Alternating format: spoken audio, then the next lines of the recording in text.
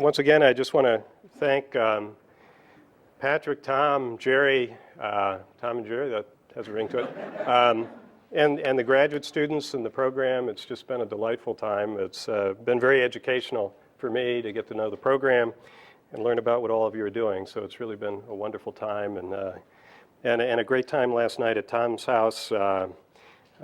So once again, thanks a lot. So I'll just start with this advertisement that Tom got a big award. He actually got a little award, but then he went to war with NSF. He's the only person I know who's ever won a war with NSF.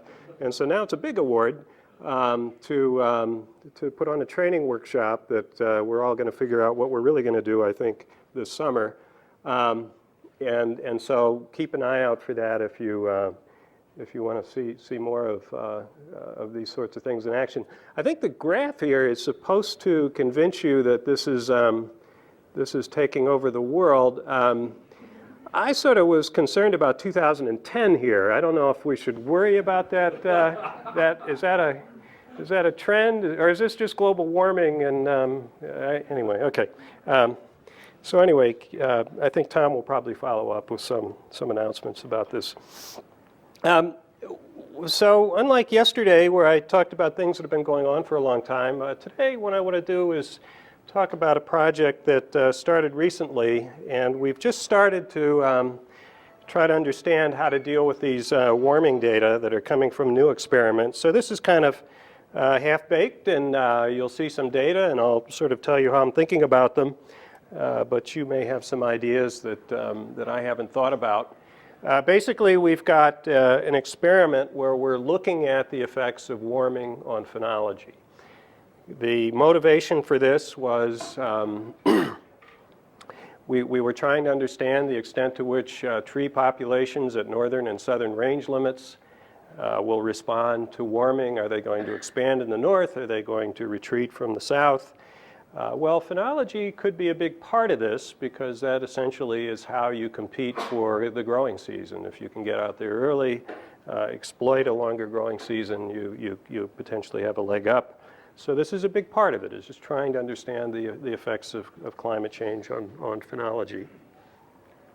There's a lot of reasons to expect some big changes in phenology with warming. One are just simply spatial relationships. If North Carolina becomes more like Florida in the winter, if New England becomes like North Carolina, we would expect some pretty big changes in the extent of the growing season. There are some long-term time series where there looks like there's a correlation between warming in the 20th century and events like spring phenology, bud break, leaf expansion, and so forth. There's also a number of reasons to expect that maybe the response could be muted. It's kind of a risk to track climate closely because every time you've got a few warm days in the winter, if you respond to that, you put yourself at risk of the next frost, and so there's really a good reason to think that maybe the response might not be great. Well, the evidence is really pretty up in the air. Most of the experiments are pretty short term. Often they don't show big responses to warming. The models that people are using are mostly some variant on the growing degree day model. And basically the idea here in these models is that there might be some day when you start counting degree days and you count them up until the time when, let's say, the ith individual breaks bud, if that's the event that you're interested in. There's a mean temperature each day, and you're only going to account for temperatures above some threshold. So you might think about we'll start to count on day D0 up to DI when the event occurs. Here's the temperature on a particular day above the threshold. And this just means we'll only count the days above the threshold. Basically what this model means sort of through time then is you get to some point where you start to count And if you warm things up, you accumulate more degree days than if you're just at the ambient temperature, which could be in an experiment like the one I'll talk about. Here's an ambient and an elevated. And this results from kind of a small change in temperature that's occurring possibly just now and then or on average through time. These models aggregate all the variation up until bud break. So in other words, you're just going to take the temperature that accumulated over the entire period up until that event occurred, and you'll just sort of add it all up, and that's the model. They don't accommodate the observations very well, and I'll talk about this in a few moments. These are discrete because you've got to think about how those observations come about, and really what you're trying to draw inference on is some process that's sort of continuously changing. So you want to think about both of those. So I want to do a few things. I want to sort of lay out some of what the thinking is on how these effects could come about. Talk about these thermal models a little bit more and suggest that maybe there's a different way of thinking about modeling warming in phenology. I'll talk about our own warming experiment, and then we'll look at some of the results and some of the implications. And again, this is a work in progress, so you'll kind of see where we're at the moment. So what do we think the effects could be? Well, if you look at these thermal models and the way people think about them, there's really sort of four things that kind of stand out to me. Well, the first is that warming is going to accelerate bud break. And so that clearly is an assumption of the model. I'll talk about why these models really assume that the earlier you break bud, the more sensitive you are to warming temperatures. I'll talk about some hypotheses related to the timing of this sensitivity, and then also some species differences, why some species might be more vulnerable or sensitive than others. So the acceleration, this is kind of the way we think about warming and an event like bud break. You might have some probability of being in a particular state at a given time. This could be a breaking bud, and so that increases at some time. If we warm things up, you advance that, so that occurs earlier in the season. Now, if the degree day model explains this advance, what that means is we could plot, instead of day of the year, we could plot against degree days, and these two would converge. It just simply means that degree day differences explain the difference in bud break at the two sites. So plotted in time, it's advanced, but it's explained by the fact that you've increased the number of degree days. The alternative is that there may not be an advance. It could be a dumb idea to track climate very closely, and so maybe you're not going to respond to that warming, in which case, in a degree day model, it doesn't explain what's going on, in the sense that at the same degree days, when it's warmer, you have less probability of being in that state. So in other words, this is the way you sort of get from time to degree days in a thermal model like this. So that's the accelerated warming. Why do they assume that the sensitive species are the ones that occur earliest? Well, if we sort of think about the effect of the average temperature on the amount of time it takes to reach an event, so let's say that the day when it occurs minus the day when it started, that effect is just inversely proportional to the number of degree days. I'm not saying I believe this, I'm saying that's what the degree day model says. And so that's essentially what's assumed, is that really the later you are, the smaller the effect of warming. That's the degree day model. The timing of sensitivity is something that we really care about, but of course the degree day model it's hard to really apply it, but we should really at least think about this. There's a lot of reasons why when things warm up could have very different effects But of course, we're not going to really see that in a degree day model because we just take everything that occurred up until the event and just add it all up, and we have no idea when that occurred because it doesn't matter in the model. If it occurred early or late, if you have the same sum, you get the same answer. But in fact, it could be that there's a chilling requirement. This guy is going to give me trouble again. Whenever I say something wrong, it sort of goes out. There could be a chilling requirement that's needed in the winter. That could be important. It could be that this time when things are just starting to get going could be most sensitive. Maybe plants are most efficient at translating warmth into development later on. So there's all these reasons, and nothing in the degree day model can help us with that, but certainly we would want to know about that. There's a number of reasons why different species should be possibly more or less sensitive. There's hypotheses that if you're a late versus an early successional species, maybe that means you should be willing to take more or less risks. If you're ring porous, which is an aspect of the xylem anatomy of trees, ring porous species have to essentially build a new layer of xylem before they can break bud in the spring. So there's a number of these issues related to species traits that could be important for spring phenology. So there's a number of hypotheses that we could think about.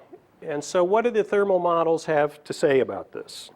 And again, this is pretty much the basis for all climate change modeling that's going on in phenology.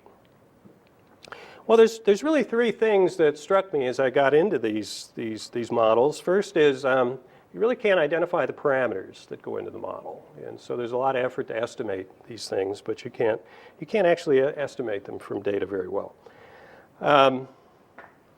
The second thing I'll point out is even though the degree day model is sort of applied with the assumption that plants are delaying the onset of development in order to avoid this risk, that's not actually what the model is assuming.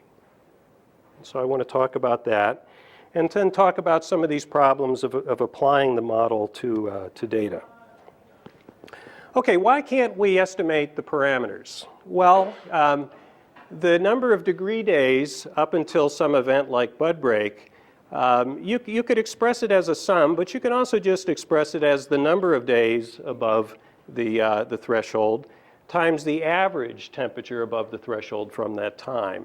Well, you can't calculate any of these things without the other things. So in other words, you don't know the average temperature for that period if you don't know what the period is. You don't know when it started. So all of these things require knowledge of the others. Since you only observe these two guys, you don't observe these two guys, including the average, you can't calculate it. You really can't estimate these things. So that's a problem. The model does not actually have much to do with when onset occurs, and here's the reason why. The model uses a temperature threshold in two ways, and it uses the same value. The temperature above a threshold is used here to decide whether to count a day. The same temperature is used to determine how much the day gets counted. So we put it in both places. This is really affected by onset, which is kind of why you apply a growing degree day model in the first place. Well, that only affects these few days when you first cross that threshold. Those are the only days that really affect this calculation. If you change the threshold by a small amount, you just change the total calculation by a very small amount. These are very small quantities. There is this chronic penalty assumed by the model, which says that every day above the threshold, you don't get the full temperature. You only get whatever value you use to determine when to start. So while this is just a very small quantity that's affected by just a few days, this chronic penalty gets accumulated every single day. So the degree day model is really all about efficient use of temperature, not about when development begins. One easy way to just sort of demonstrate this is if you just think about a density function of temperatures of different values, and a distribution function of temperature values. The onset is determined by the density function, which is a tiny value compared to the cumulative distribution function, which is a big value. And in fact, those differences are about 97%, here just shown for 3 different years at Duke Forest. So in other words, the model is really dominated by this assumption that species that are late because they're just really inefficient at dealing with the temperature that they see. It's not really about when the onset of development occurs. So the motivating assumption is that you want to delay onset to avoid the risk of frost. The actual assumption is you're really just inefficient at using the thermal energy that's available to you. Well, then there's the issue of application to data. And this is one of the nicer studies, but it demonstrates the problems pretty well, I think. It is kind of fun. This is the 4-point scale, and I kind of count 6 here. But anyway, that's their 4-point scale. And then if you go over here, I think I see 6 states here, but then there's all these things in between, so I'm not sure. But anyway, that's a 4-point scale, so that's clearly an ordinal scale. And so we've got these discrete observations this way, and then they're also interval censored this way. And so what people tend to do is sort of treat these as continuous and treat these as not interval censored. And here's an example where we fitted day of the year and also degree days in a model, and you can run a line through those points.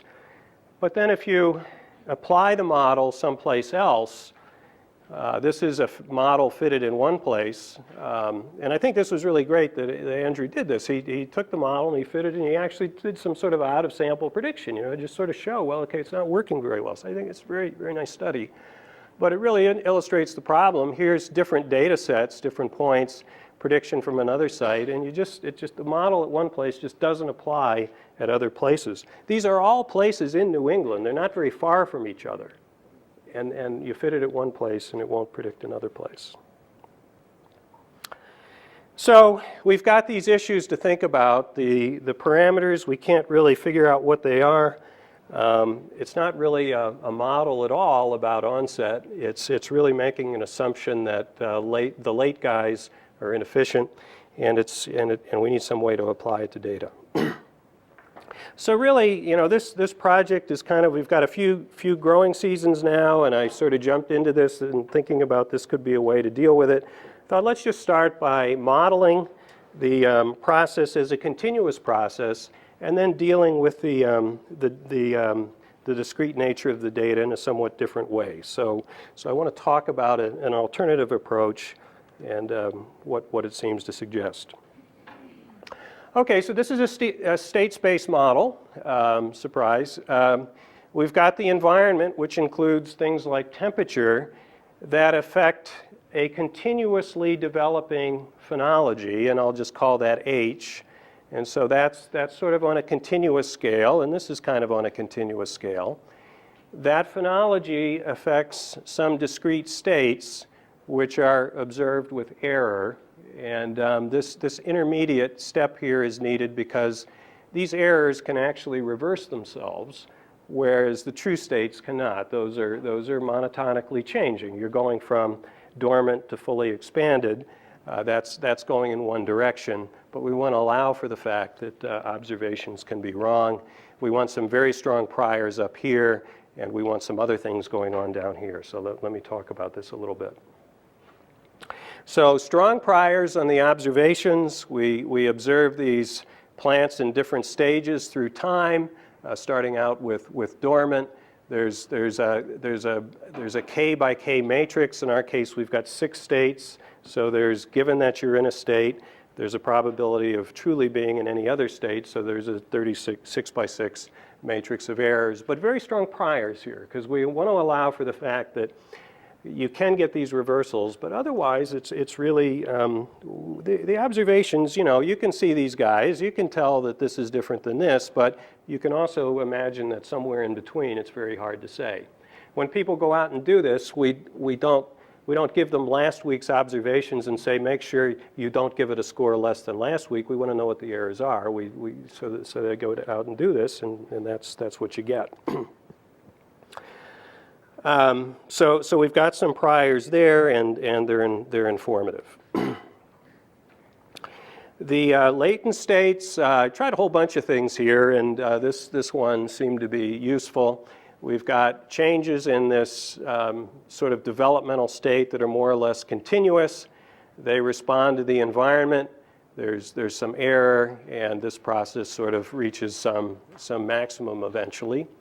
And in this matrix X, we've got things like temperature, but also different seed sources. We've got the canopy, and we've also got interactions among these variables. So that's going to be the explanatory part of the model. The development here, again, is continuous. This is discrete. Both are monotonically increasing.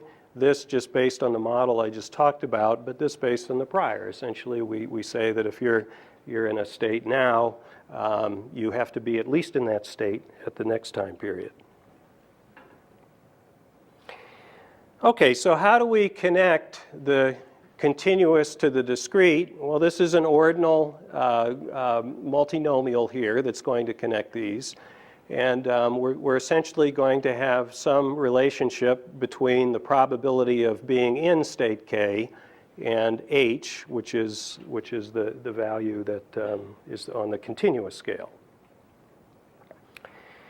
And so the way I set this up is to say, all right, this latent state scale, we don't really know anything about it other than the fact that it goes from small to big. And so that's an arbitrary scale. But we do know that it's got to start in state 1 and end up in state 6.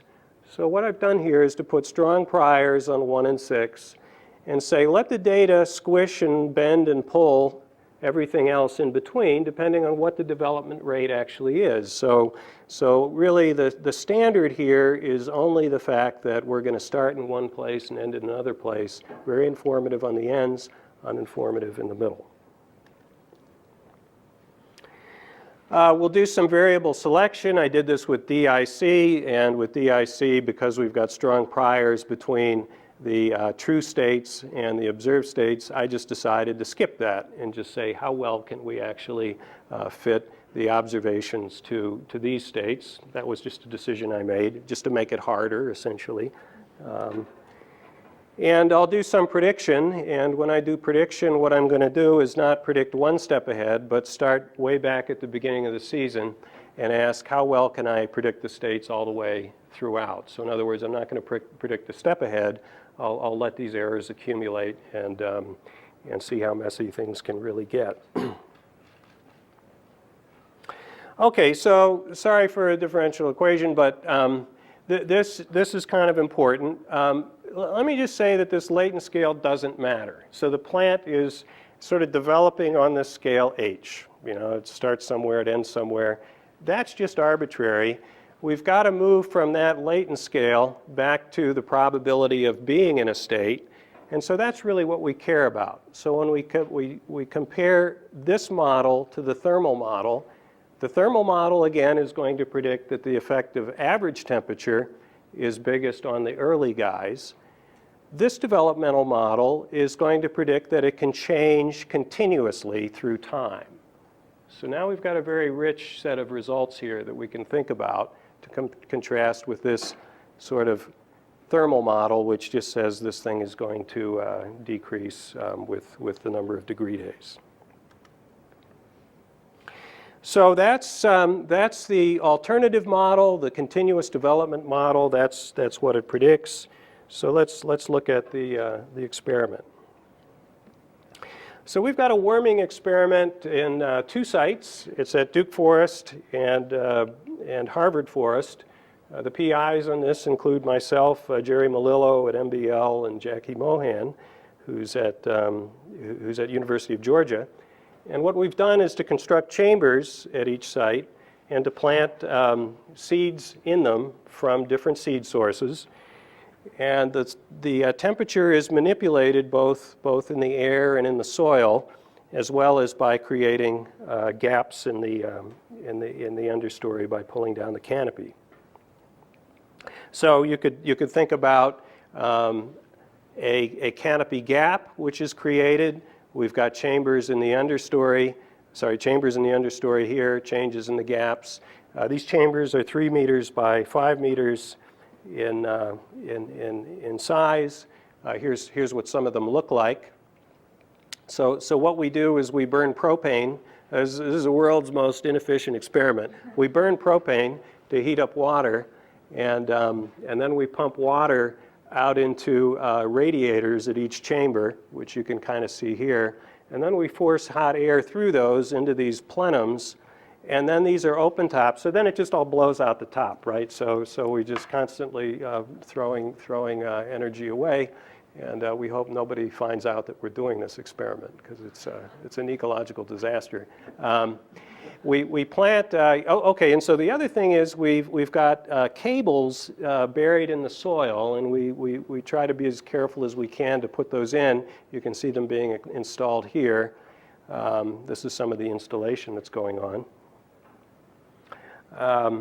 Some of the details, it was a big engineering job, no help from me. We had a great engineer involved in this. And so the soil warming, the air warming, just some details if you're a warming person.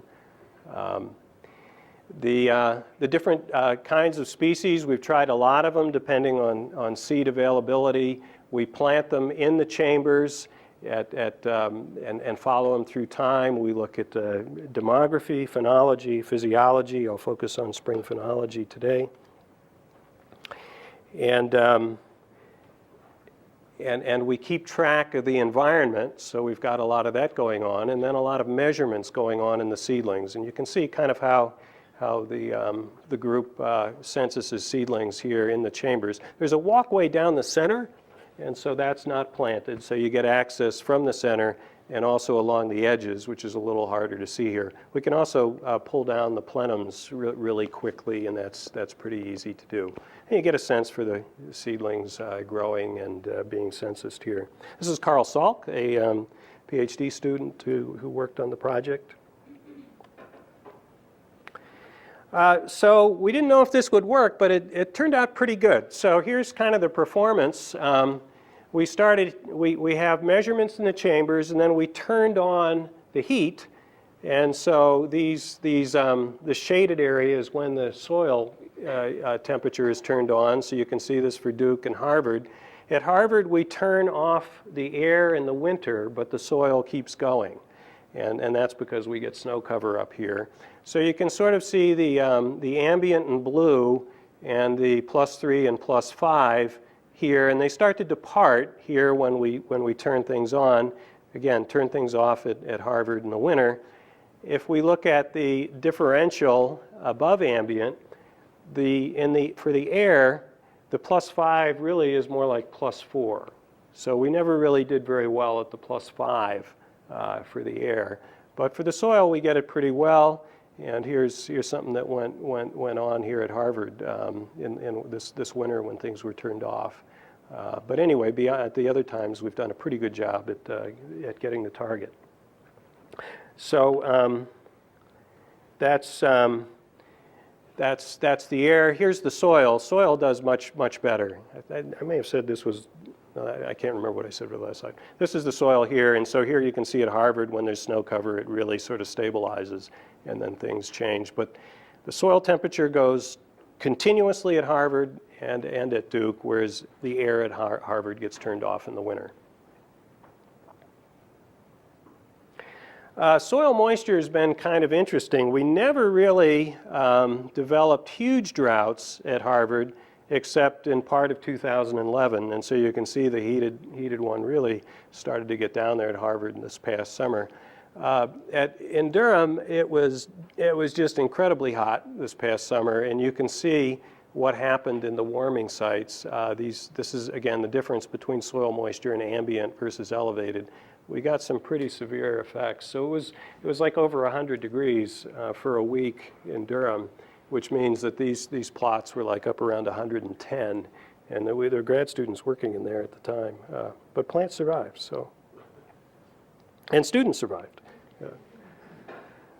So if we accumulate degree days, this was interesting. I sort of thought that heated at Harvard would kind of be like control at Duke, and that was never the case. Harvard just really never came through for us. It's a pretty cold place, apparently. So here's ambient, and here's elevated +3 and +5. You can see the degree day differences compared with Duke, where even the ambient is still quite a bit warmer than the elevated at Harvard.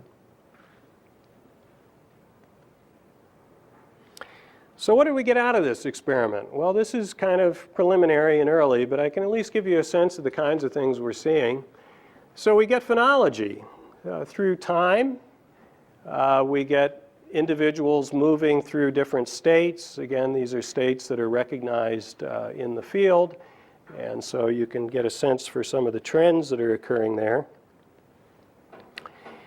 Well, when we fit the model, you can kind of see how this ordinal scale that connects continuous development relates to our discrete states. So you can see this kind of gets stretched and squashed in different places for different species. So essentially it's saying, how is the rate of this process developing early versus late in terms of the states that we can see? Because again, we can't see this and we don't really care about this. We really are thinking about the scale up here. There's a full range of how well we're doing. These are the observed states. This is what we're predicting starting in state 1 before anything has occurred. We're saying how well are we doing all the way up. I think I understand this part a little bit, which is I allow things to get going even before we're above the thermal minimum, before we're above 0. So I think these guys, I'm giving them an unfair advantage and we can do better here. But nonetheless, I think we're going to see this sort of issue throughout. I just think that we're not going to be able to get the ends as well as we get the beginning. We're kind of doing okay for bud break, which is state 3. That's this part here. But again, I think there's more I need to do with this model to try to understand better how it's behaving and if I can change it to do a better job. There's some that are worse than this, and there's some that are better. Some are absolutely terrible. I forget which species that is. Okay, so let's look at these hypotheses then. And again, this is preliminary, but this is with the data we have so far. Well, again, the hypothesis does the warming accelerate bud break? And if so, we're going to see an advance in days of the year and no change in degree days. Well, we get species like this. Here's tulip poplar.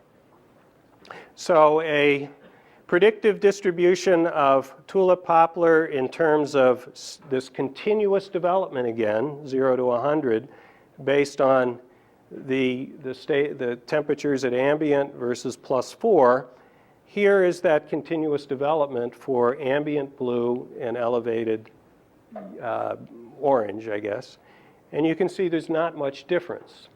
If we change this continuous state to the probability of bud break, we can see how that continuous process changes as well. Again, not much of an effect. And we don't see much of an effect on degree days in this case because tulip poplar is so early.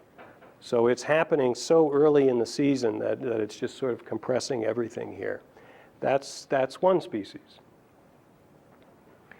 Here's a pretty responsive species. In this case, looking at continuous development in sugar maple, ambient versus elevated, the probability of bud break, much later than tulip poplar, but quite a large effect on the timing. This is a big effect. It's more than a week of advance that's occurred for 4 degrees here.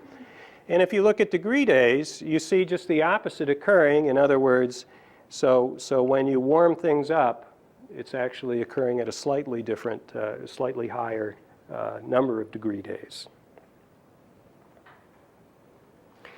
So this is where I'm still trying to think about this problem. And again, this is just sort of the state of where we're at the moment. So let's start to think about individuals. Are they most sensitive early, late, in between? When is this really occurring? Well, if we take individual trees, here's an example of Nyssa sylvatica. It turns out to be a late guy, but it's highly sensitive. So in other words, the effect of temperature on the rate of development is quite high for Nyssa. And if you plot, I've just taken this plot of degree days. I got cut off. These are degree days here. The thermal model prediction that this will increase with degree days. If we follow individual trajectories, which are shown by dots here through the season, the effect of temperature is increasing and then decreasing. I've filled in the time of bud break, which is kind of in the middle. And it's really quite clear that the response to warming in this species is very high, right in the middle. It's not early. It's not the time of onset. It's really this period quite a bit later. The reason for that is it is warmer, but also it is growing much more rapidly, and it's able to essentially exploit the warming that occurs. Here's a Liriodendron. Again, it's an earlier species, but it's relatively insensitive to temperature, and there's a reason why its sensitivity to temperature does not look exactly the same as a plot of what this effect is for an individual through time. But anyway, again, we're seeing this highest sensitivity for Liriodendron right in the middle. One more example, here's loblolly pine. This is a late species. It is very sensitive to temperature, but again, it's right kind of in the middle where you sort of max out and really see this big effect. Well, if we look at these species differences, you could sort of look at the thermal model prediction, and the first thing to say is I didn't orient this. There's no vertical axis here. This is just showing the trend that we should expect. So the fact that this is sort of running through the cloud doesn't mean anything. What we would ask is, well, okay, at the species scale, do they tend to be lining up in some sort of trend along this prediction that the late guys are the least sensitive? And I don't think I see that here. What I've done is to just put 95% ellipses around each of the species, and there's quite a bit of variation, quite a bit of overlap. They are most sensitive, all of them, tending to be in the middle, but I'm not sure I see anything like the thermal model in terms of what the sensitivity is. I've looked at the ones that we have a lot of data on so far, and successional status, xylem anatomy. We've got examples of all of them in here. Obviously, it's not a huge number of species, but those traits are not coming out of the data at all. Now, what about some of the other variables that might matter? Well, here what I've done is to just look at this temperature sensitivity at the species level, and I've just ranked these species from highly sensitive to essentially insensitive, and clearly there's some big species differences here. So we're going to expect, I think, the advance in some of these species is going to be quite large compared to that in others. So this is a good reason to really sort of believe that we need to care about how warming affects competitive ability in a warmer world, because we're seeing these big differences. In terms of the differences between south and north seed sources, that's not coming through clearly here. So we're not seeing a big effect of that.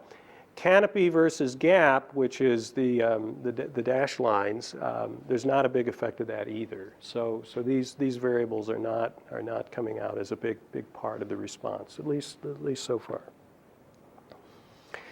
So that's kind of the results we have at the moment. So if we kind of sum this up, the status, I think, is currently that,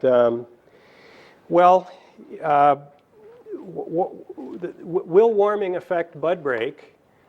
It really depends on the species. There's some species that are really going to advance and others that won't. And I think those differences are really a big deal, because if you can exploit that earlier period versus not, you really stand to gain relative to your competitors with that when that warming occurs. Does the data support the thermal warming assumption that if you're early, you're also sensitive? And the answer is no. So this is really not what we're getting out of these thermal models. There's really no tendency for the earliest species to be the ones that are going to respond the most. The timing of sensitivity, this model is simply suggesting, at least so far I think, that if you warm things up in the winter, it's not going to have as big of an effect on phenology as if you warm it up in the spring. So when things are out there and active and really growing, this model is really predicting that that's when you're really going to respond to increased temperature. We don't see clear evidence that simple trait sorts of assumptions will explain the differences. The kinds of things that people have hypothesized, and I think they're good hypotheses, but at least so far we don't get that sort of shining through. So I think if you go back then to the models that we're kind of all using to predict responses to global change, certainly there are species that are going to react to warming, but they're not at all going to react in the way that I think we're modeling it now. And I don't think that should become as a surprise when you start to take apart the thermal model and realize what the assumptions actually are.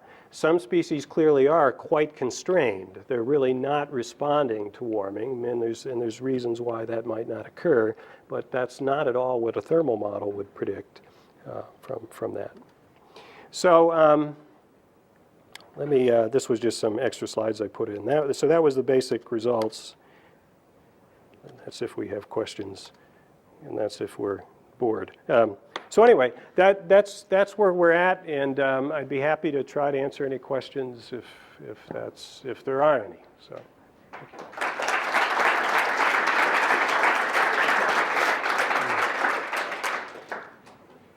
Yeah.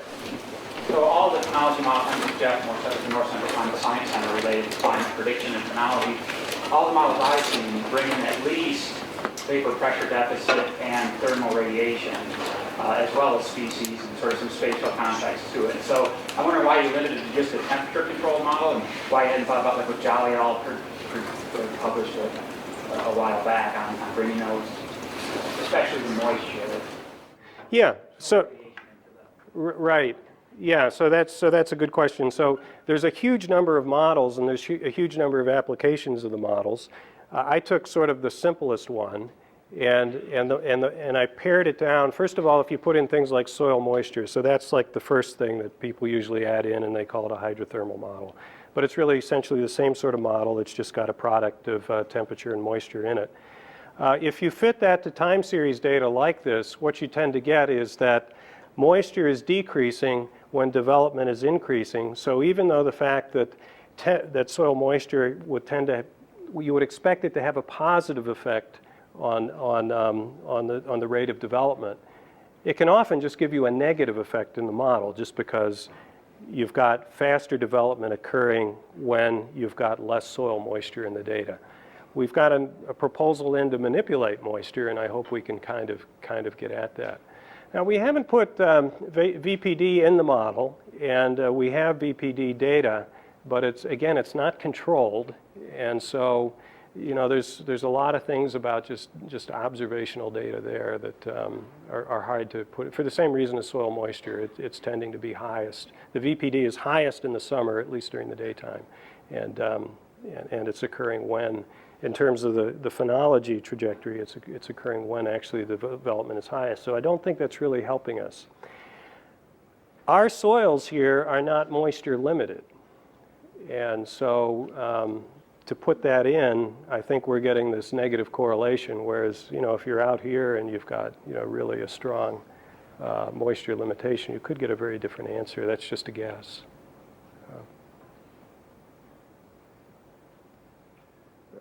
Tom, I know your hand up was earlier. But. So what's the interannual variation in temperature for a weather station of these sites? Is it plus or minus a degree or two? And is it plus or minus 20 or 30% moisture? And so that these plants may have seen all kinds of things. Well, trees have seen all kinds of conditions in their lifetime. And we're focusing in on the seedlings that have, of course, had a much shorter lifetime. We've only seen a smidgen of these environmental. Yeah, so one of the reasons for tracking ambient temperature rather than looking at, and this is how a lot of the ag applications of growing degree models are, and they tend to work better there where you've got constant temperatures in an experimental setting. One of the reasons we track ambient temperatures, we're really asking how does the differential affect the bud break. And the variation among individuals is very large. That's why these results look as variable as they do. But it's really that differential that we're focusing on. Now the variation from year to year really depends on how you aggregate the data. So we've looked a lot at this in terms of the monthly data through the last 20 years, because that's what we've been focusing on for demography. And there's quite a bit of variation. But what we haven't done is try to say, well, how do you pick apart the sort of day-to-day variation at the scale of a couple of decades? And that's a harder one. You could always say, well, we'll take an extreme. But still, that's a highly aggregated sort of thing, because you're probably going to do it for a month in the later months. So absolutely, the variation that's out there is huge. What we're trying to do is allow for that variation, but ask how does the differential affect things. Yeah, throughout the talk I kept thinking about sort of the notion of evolution of temperature sensitivity or the evolution of associated plasticity or reaction norms, and it seems like the ratio of the cost of being too early versus the cost of being late for individual fitness, that ratio would be pretty substantially different for an annual species and a perennial. And I wonder if you thought at all about that or modeled this from the point of view of an annual. Yeah, it's a good question. So for a perennial, it's typically not going to be lethal to get caught by a late frost. And so it's not just simply saying, how do I completely avoid it, but really what's the probability of occurring, and then your utility when it does occur. That becomes, if you want to think about this in an optimization sense, I think that's probably how you would want to think about it. I don't really know that. I don't really know what cost is incurred by being caught by a late frost. We know that in mature reproductive individuals, we have lost whole years for things like red maple with a late frost. So red maple in 1997, in parts of our elevational transects, we had a late frost and there was no seed production that year. So there's a lot of things to think about with perennials, and I don't really know how to do that optimization here. I'd like to think more about it, but those are some of the kinds of things I think about. With annuals, of course, it's a different story, because you either make it this year or you don't, and so it's a very different sort of utility. I don't know. Do you have some? Well, just seems to me that for the, I guess I was thinking about it from the point of view of an established adult perennial, where if you err on the conservative side and you opt to be late, you still probably will get some seed out, but there's not so much of a competitive disadvantage that you would experience from another species leafing out, although I suppose you get shaded a bit. But from the point of view of an annual seedling, if you're not really sensitive enough to get an early jump on things, then you could be at a significant competitive disadvantage, and that could have pretty strong fitness consequences. But then again, perennials are experiencing that at the seedling stage too. They want to get a jump on things early to try to get a growth advantage. So it just seems like there's some evolutionary conflicts throughout the life history of perennials that maybe don't exist for annuals, and they might be on very different trajectories with regard to what selection is seen. Yeah, like red maple and sugar maple are just kind of a stark contrast in this experiment. They both flower in the spring, but red maple sets seed in the spring. Sugar maple doesn't.